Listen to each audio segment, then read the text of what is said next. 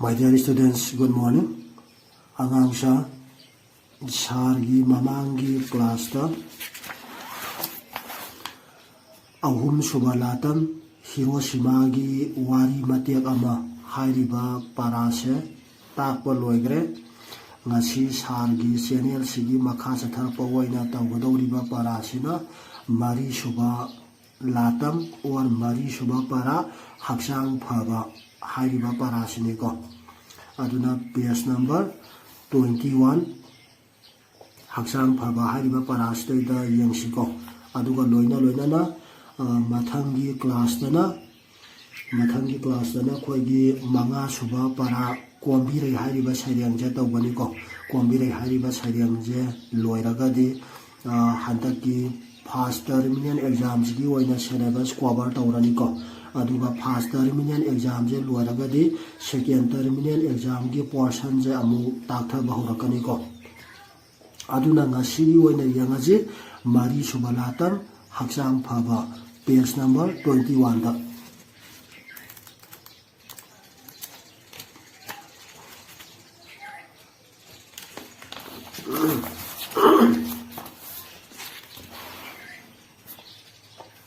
yangaji ko mari subalatam haksang phaba muna tajiko mioi bata natana thawai panba singi marakta phauba masa mau pharabadi yangba nungai magi masak matau ubada yangiba mi singda nungaiba ihul ama poe sondam nadamba mide yangingde mina thawai usipide masa mau pharabadi sari makai hawe sheli makai pakchai masa phatrabadi chaning thangingba pokte chilhaw yamna thi aduna asingba mi khudingna hainai masa phabana khwaidagi athoiba lane muna tajiko khoigi mioi batana tanane thawai panba singi marakta kari taurabadi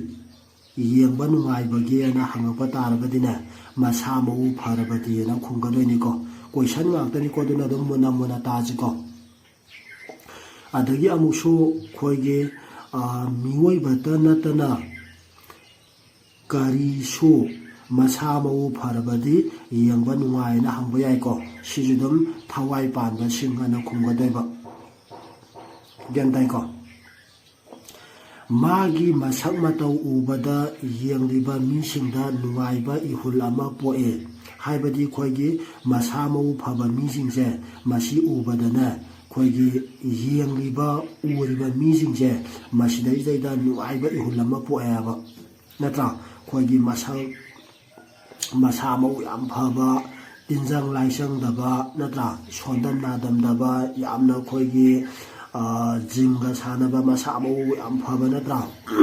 misingje yengbada yamna nungaidana ko moi masa dasu dum nungaida pharom gane aba natra moi masa dasu moi masa gi figure da dum yengba matamda dum nungaijaba pharom gani adu masa khakda natana yengiba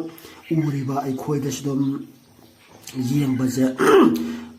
yengba matamda uba matamda yengiba uriba khoidasu dum kalakpaje phaweba natra magi masa sumai tawradi khoju nungai gadamne kana natra masa phaba harga khoina noiba mabuka je kangkang thopa adu mi dubu na te ko matang se da masa phaba na haije jandabra aduna noiba je khoina english da harga na obesity na ba natra noiba je muksu makan maka kaya marungi laina lakna na ba gi maroiba maram amani aduna noihan badi phate ko aduna noiba jibu na te ko matang se da masa phaba na haije yangje sondam nadamba midi yaningde mina thawai usipide aba ko sondam nadamba midi laira da natra yumda loiba khoigi nganu yen sa chan baboda sondam nadamba radi asmasin huine na hungdong na nganu ne na yele na lang thoko ha to ko sa thoko ngana ga tawudra tawi ko adumai to na sa usiyakti laira da ne khoi mioi baje ko mioi ba amadi sa use khuding mak singstei da sondam nadam ba midi or sondam nadam ba sa use singjide mina yening de ko amadi usipi de ba natra madugum ba sondam nadam ba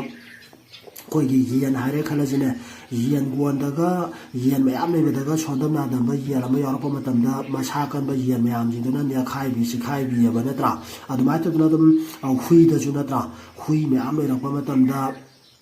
som lamjau da kaidaga thonga da kaidaga get ki wang madaga hui do tholapa matamda sondam nadamba hui do som lambi da sachaba leijaba hui do natra koigi atopa masa mau phaba hui na sikhai birame aba gantai ko aduna sondam nadamba midi yeningde amadi mina ju usipide aba gantai ko masa mau pharabadi sari makai hawi sheri makai paksai adagi amusu koigi masa mau phataba mije masa mau phataba mije koigi chaning thaning baje kam phaude ko mai masa je chaning thaning baje kam phaude aba koina hawi yanaga sari bana ta aphaga sinja le gan haibna riba sangom lapoi yerum ga je maon da di chaning ba phaude aba ko asmanam nam thi haina de ga na chaw ya roi de ni thau ya roi de ni ko aduna masa mau phataba mi da di chaning thaning baje phaude aba aduga masa mau phaba mi da dine kam sil hau thi de bani yaw ko dum angang da swem yaw ko dum angang ko gi sondam na dam ba angang da di saw thak thawa je pa ya da bane ba adagi ahau ba hai je dum apa ba sinja ne na leina ri ba sinja sing je ba si ba da saning dia thak da na saw thau ya da bani kitang char ga sangong ga je yaw kitang ga tha ga ko manam ga na ba asai thaning de manam je haina de dagi lapoi ga ja sai chaning de haina de ga na ga saw thau ya da bani ko masa phata ba angang jing je mi jing je aduga masa phaba mi da di adugum ba di la da na moi di uri gai sa ge lai gai sa ge stay da lai na tra adu sari ge stum hawe sari ge stum masa da masi wai ka ne ba do loina na shepa da wai ro lai pakse ba masa mau phaba da di na tra masa mau phaba mi da di shepa sa bo ro lai pakse phaja ya ba na tra aduga masa phata ba sondam na da ba mi da di shepa sa ba do ro phaja de ba na tra mu pa ro pi ro na tra ma yang khang ti kam ba mi da shepa sa bo ro phaja de adagi noi tik noi ba mabu isau sau ba mi da shela ga chu phaja de na ko aduna masa phaba stay da loi le ya ba ko sa ba thak ba do ro ma di sa ri gai haure sheli ma khai paksa re aduga masa phata ba mi da di silhau thi chaning thaning ba phaude loina na shepa sa ba ju phaja de ba mawong ta de ba gantai ko masa phatra badi chaning thaning ba pokte silhau yamna thi masi loi hai gre ko aduna asingba mi khuding na hainai masa phabana khwaidagi athoi ba lane asingba mi jingna kari haina ge haiba taragadi masa phabana khwaidagi athoi ba lani haina yana khungada ba gantai ko adagi amusu masa phabana khwaidagi athoi ba lani haiba je kana na hairam ge haiba taragadi asingba mi khuding na haina yana khungada ba aduna hauji ahanba paragraph loire ahanba paragraph sida hayang parikha da hangpa ya ba question jing puthokpa haiba loire aduna ani suba paragraph ta mu yangje ani suba paragraph yo haksang phana lainabagi dama nganna tumba nganna hoba haibasi yamna maruoi usia waya mathwai pan puna magna mahausa gi lambi kaidana chali ayuki tu uba matamdagi haugatuna magi nongan badagi numit taba phawba mathau tawriba usia waya amatasu naduna lambi da lamhangda tharo wanduna leiramba thengnate sanga su adu mangai pamna na yekte makhoina narabadi sigali maram asidagini thaina dagi hauna ipa ipusina nganna tumba nganna haugatba haksang phanabagi laiwani haina ramibase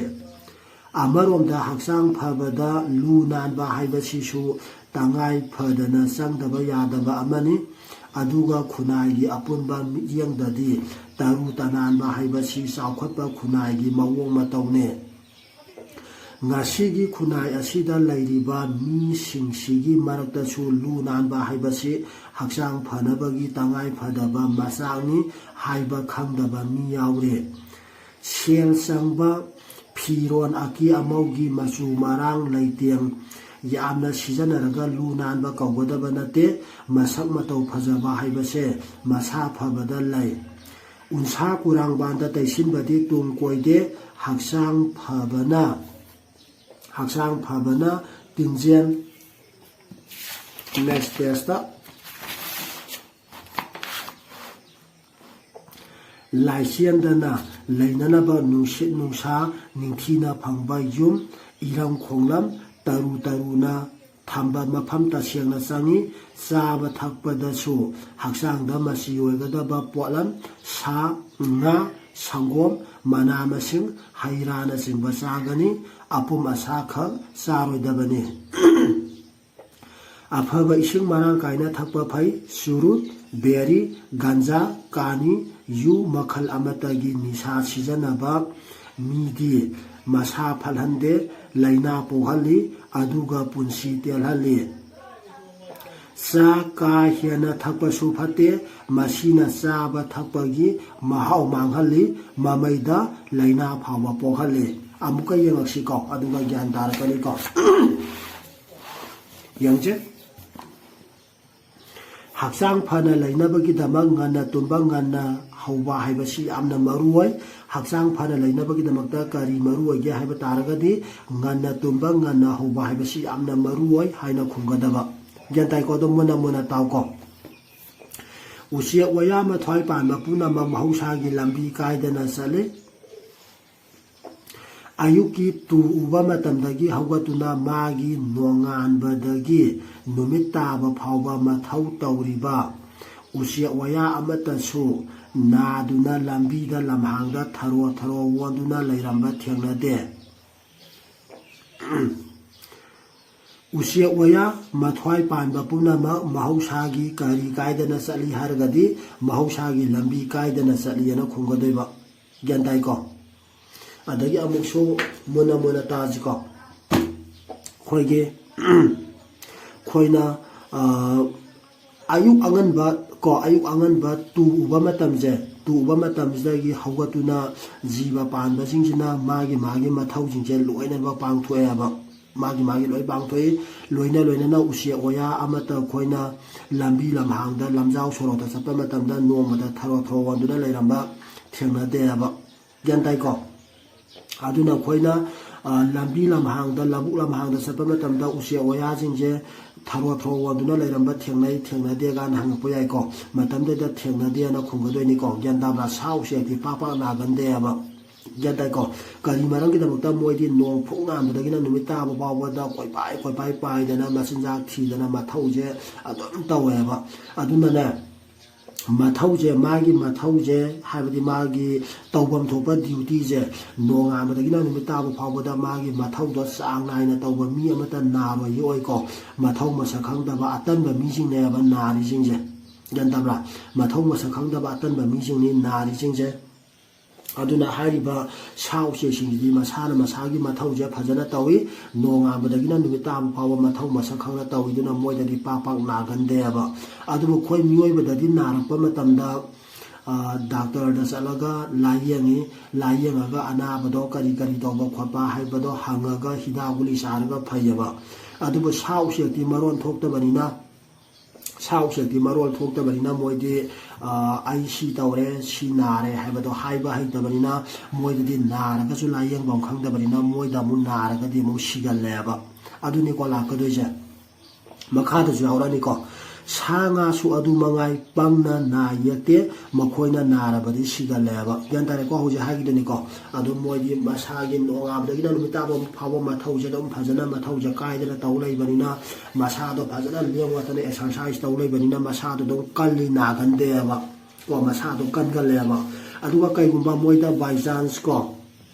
ꯂꯥꯏꯕꯛ ꯊꯤꯗꯅ ꯅꯥꯔ ꯌꯦꯛꯂꯒꯗꯤ ꯃꯣꯏꯗꯗꯤ ꯁꯤꯒꯜꯂꯦꯕ ꯀꯣ ꯃꯣꯏ ꯍꯥꯏꯁꯦ ꯃꯔꯣꯜ ꯊꯣꯛꯇꯕꯅꯤꯅ ꯑꯩ ꯁꯤ ꯇꯧꯔꯦ ꯑꯗꯣ ꯍꯥꯏꯕ ꯍꯩꯇꯕꯅꯤꯅ ꯃꯣꯏꯗꯤ ꯁꯤꯒꯜꯂꯦꯕ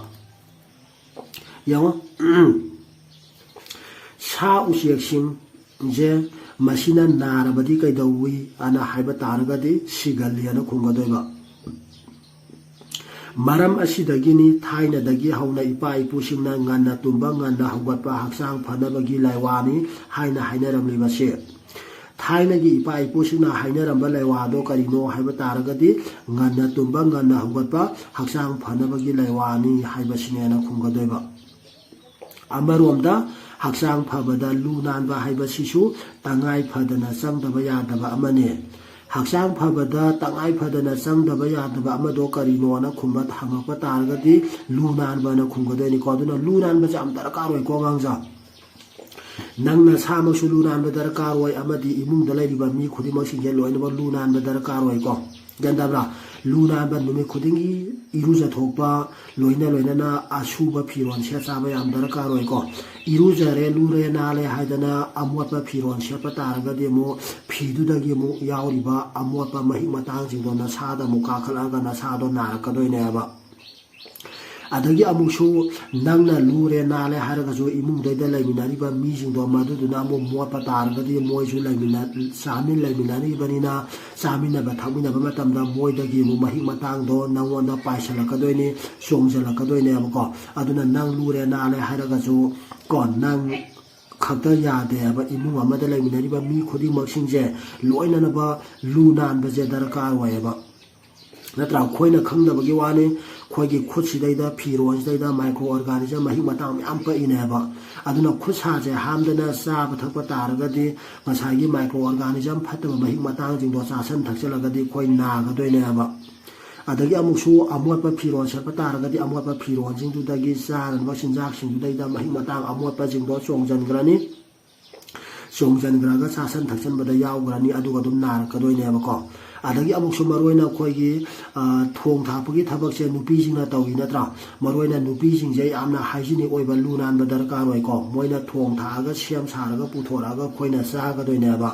ꯑꯗꯨꯅ ꯃꯣꯏꯅ ꯊꯣꯡ ꯊꯥꯛꯄ ꯃꯇꯝꯗ ꯂꯨ ꯅꯥꯟꯗꯕ ꯍꯥꯏꯖꯤꯅꯤꯛ ꯑꯣꯏꯗꯕ ꯇꯥꯔꯒꯗꯤ ꯃꯥꯅ ꯊꯣꯡ ꯊꯥꯛꯑꯒ ꯄꯨꯊꯣꯔꯛꯏꯕ ꯆꯤꯟꯖꯥꯛꯁꯤꯡꯗꯣ ꯆꯥꯔꯒ ꯑꯩꯈꯣꯏꯁꯦ ꯂꯣꯏꯅꯃꯛ ꯅꯥꯒꯗꯣꯏꯅꯦꯕꯀꯣ ꯑꯗꯨꯅ ꯅꯨꯄꯤꯁꯤꯡꯁꯦ ꯌꯥꯝꯅ ꯍꯥꯏꯖꯤꯅꯤꯛ ꯑꯣꯏꯕ ꯌꯥꯝꯅ ꯂꯨꯕ ꯅꯥꯟꯕ ꯗꯔꯀꯥꯔ ꯑꯣꯏꯀꯣ ꯒ꯭ꯌꯥꯟ ꯇꯥꯏꯀꯣ ꯑꯗꯨꯒ ꯈꯨꯟꯅꯥꯏꯒꯤ ꯑꯄꯨꯟꯕ ꯃꯤꯠꯌꯦꯡꯗꯗꯤ ꯇꯔꯨ ꯇꯅꯥꯟꯕ ꯍꯥꯏꯕꯁꯤ ꯆꯥꯎꯈꯠꯄ ꯈꯨꯟꯅꯥꯏꯒꯤ ꯃꯑꯣꯡ ꯃꯇꯧꯅꯦꯕ ꯑꯗꯒꯤ ꯑꯃꯨꯛꯁꯨ ꯆꯥꯎꯈꯠꯄꯁꯦ ꯑꯩꯈꯣꯏ ꯏꯁꯥꯒꯤ ꯍꯛꯆꯥꯡ ꯐꯅꯅꯕꯒꯤꯗꯃꯛꯇ ꯌꯥꯝꯅ ꯃꯔꯨꯑꯣꯏꯕ ꯑꯃ ꯑꯣꯏꯕ ꯇꯥꯔꯒꯁꯨ ꯑꯃꯨꯛꯁꯨ ꯂꯨ ꯅꯥꯟꯕ ꯍꯥꯏꯕꯁꯦ ꯈꯨꯟꯅꯥꯏꯒꯤ ꯑꯣꯏꯅꯁꯨꯅꯦ ꯆꯥꯎꯈꯠꯄ ꯃꯇꯧ ꯑꯃꯅꯦꯕ ꯒ꯭ꯌꯥꯟ ꯇꯥꯔꯦꯀꯣ ꯆꯥꯎꯈꯠꯄ ꯑꯗꯒꯤ ꯑꯃꯔꯣꯝꯗ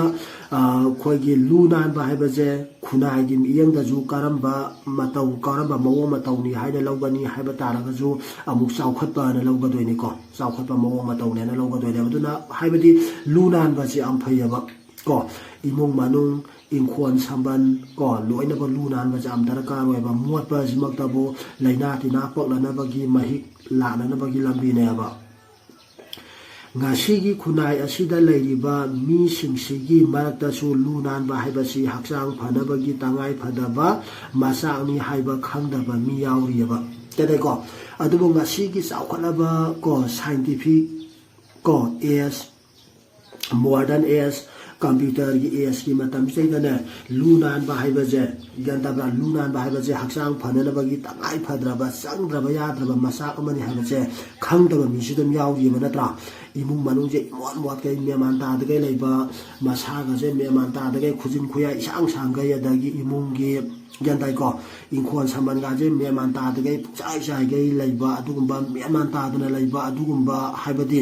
ꯂꯨ ꯅꯥꯟꯕ ꯍꯥꯏꯕꯁꯦ ꯍꯛꯆꯥꯡ ꯐꯅꯅꯕꯒꯤ ꯆꯪꯗ꯭ꯔꯕ ꯌꯥꯗ꯭ꯔꯕ ꯃꯆꯥꯛ ꯑꯃꯅꯤ ꯍꯥꯏꯕꯁꯦ ꯈꯪꯗꯕ ꯃꯤꯁꯨ ꯉꯁꯤꯒꯤ ꯆꯥꯎꯈꯠꯂꯕ ꯈꯨꯟꯅꯥꯏꯁꯤꯗ ꯂꯩꯔꯤꯕ ꯃꯤꯁꯤꯡꯁꯦ ꯃꯁꯤꯒꯤ ꯃꯔꯛꯁꯤꯗ ꯈꯪꯗꯕꯁꯨ ꯑꯗꯨꯝ ꯌꯥꯎꯔꯤꯑꯕ ꯑꯗꯨꯝ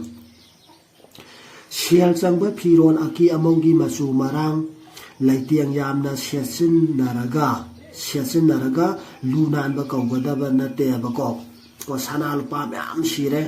ꯑꯀꯤ ꯑꯃꯧꯒꯤ ꯐꯤꯔꯣꯜ ꯃꯌꯥꯝ ꯁꯦꯠꯂꯦ ꯆꯥꯔꯦ ꯍꯥꯏꯗꯅꯅꯦ ꯃꯄꯨꯟꯁꯤꯒꯤ ꯏꯔꯨꯖꯗꯕ ꯅꯠꯇ꯭ꯔꯥ ꯅꯨꯔꯥ ꯏꯊꯥꯡ ꯊꯥꯡꯕ ꯃꯤꯗꯣ ꯃꯗꯨꯗꯤ ꯑꯩꯈꯣꯏꯅ ꯂꯨ ꯅꯥꯟꯕ ꯃꯤꯅꯦ ꯀꯧꯒꯗꯕ ꯅꯠꯇꯦꯕ ꯁꯦꯒꯥꯏꯕꯕꯨ ꯁꯦꯠꯂꯁꯨ ꯑꯐꯣꯠꯄꯕꯨ ꯁꯦꯠꯂꯁꯨ ꯑꯃꯟꯕꯕꯨ ꯁꯦꯠꯂꯁꯨ ꯅꯠꯇ꯭ꯔꯥ ꯂꯩꯔꯤꯕ ꯐꯤꯔꯣꯜꯗꯣ ꯇꯔꯨ ꯇꯅꯥꯟꯅ ꯁꯨꯗꯣꯛꯇꯅ ꯏꯁꯇꯤ ꯇꯛꯇꯅ ꯐꯖꯅ ꯏꯔꯨꯖꯊꯣꯛꯇꯅ ꯇꯔꯨ ꯇꯅꯥꯟꯕꯗꯣ ꯑꯗꯨꯕꯨꯅꯦꯕꯀꯣ ꯑꯩꯈꯣꯏꯅ ꯂꯨ ꯅꯥꯟꯕ ꯃꯤꯑꯅ ꯀꯧꯒꯗꯣꯏꯁꯦ ꯃꯁꯛ ꯃꯇꯧ ꯐꯖꯕ ꯍꯥꯏꯕꯁꯦ ꯃꯁꯥ ꯐꯕꯗ ꯂꯩ ꯎꯟꯁꯥ ꯀꯨꯔꯥꯡꯕꯥꯟꯗ ꯇꯩꯁꯤꯟꯕꯗꯤ ꯇꯨꯡ ꯀꯣꯏꯗꯦꯕꯀꯣ ꯑꯗꯨꯅ ꯃꯁꯛ ꯐꯖꯕ ꯍꯥꯏꯕꯁꯦ ꯀꯣ ꯑꯩꯈꯣꯏꯒꯤ ꯃꯁꯥ ꯐꯕ ꯃꯤꯗ ꯂꯩꯌꯦꯕ ꯃꯁꯥ ꯐꯕ ꯃꯤꯗꯤ ꯑꯗꯨꯝ ꯌꯦꯡꯉꯨꯀꯣ ꯀꯨꯆꯨ ꯀꯨꯃꯦꯟ ꯊꯣꯛꯄꯅꯤꯀꯣ ꯃꯨꯔꯒꯁꯨ ꯑꯗꯨꯝ ꯃꯁꯥꯒꯤ ꯃꯆꯨꯗꯣ ꯅꯠꯇ꯭ꯔꯥ ꯀꯥꯍꯠꯇꯅ ꯀꯩꯗꯧꯗꯅ ꯇꯧꯕꯗꯣ ꯇꯧꯗꯕꯅꯦꯕ ꯑꯗꯨꯝ aduga unsada kurang bana taisanba adudi kuide nga khakdane ba natra humang chorakanda adagi ta thokhraba dum loire ba maido natra adudi nga khakdagini aduga haksang phabagi phajaba do adudi matam chupagine ba haksang phana tinjen laisiandana lainana ba nusit nungsa ningthina phangba yom irang khonglam taru taruna thamba mafam ta sengna sangeba haksang phana lainana bagi damakta kari sangge haba taragadi nusit nungsa ningthina phangba yom irang khonglam taru taruna thamba mafam je sangeba kentai ko mathangda saba thakpada su haksang da masi oigadaba potlam nga sangom mana masing hairana chingba chagadaba neba khoina pangsa sanbagi ju haksang da ka su kana de ko aduna haksang phabada ko haksang phana thamba matamda darakar oiba nga sangom mana masing hairana chingba jingje sedum charaga loire nomagi khara na tra moistam yam cha sanbagi darakar oide ko isada darakar oiba masi oiba sinjak singje sidum sang naina khara charaga oire ba god adum gyantare ko hari ba jingje dum chabam tamda dum isha phana leigane ba ahian bada me am cha salagadi isha je noi khatlaga natra leina tina me am lagna bagi maram moi kana de ba apuma sa khak charoi dabani karam sinja charoi dabage haragadi apuma sa charoi dabani na khunggodoi ko aphaba ising marang kaina thakpa phai karam ba ising marang kaina thakpa phai haragadi aphaba ising marang kaina thakpa phai na khunggodoi ba sirut beri ganja kani yu makhal amatagi nisa sijana ba midi masa phanhande laina pohali aduga punsi telhale karam ba miyoina punsi telhange haiba taragadi ko sirut beri ganja kani yu ko masing bahabdi nisa sena ba mijingje masina punsi telhali na khunggodoi ba ade amuksu karam ba miyoina laina pohali haiba taragaju nisa sena ba miyoina laina pohali na khunggodoi ba ko senga tani ko karam ba miyoina masa phanante haiba taragaju nisa sena ba miyoina masa phanande na khunggodoi ba sa ka hena thakpa su phate kari ka hena thakpa phate haiba taragadi sa ka hena thakpa phate na khunggodoi ba masina saba thakpagi mahau manghali mamaida laina phauba pohali sa ka hena thakpana kari pohange haiba taragadi ko saba thakpagi mahau manghali mamaida laina phauba pohali na khunggodoi ba gyantare ko ngasi gi diloi salaje hayang mathangi class ta mu thenaraji okay thanks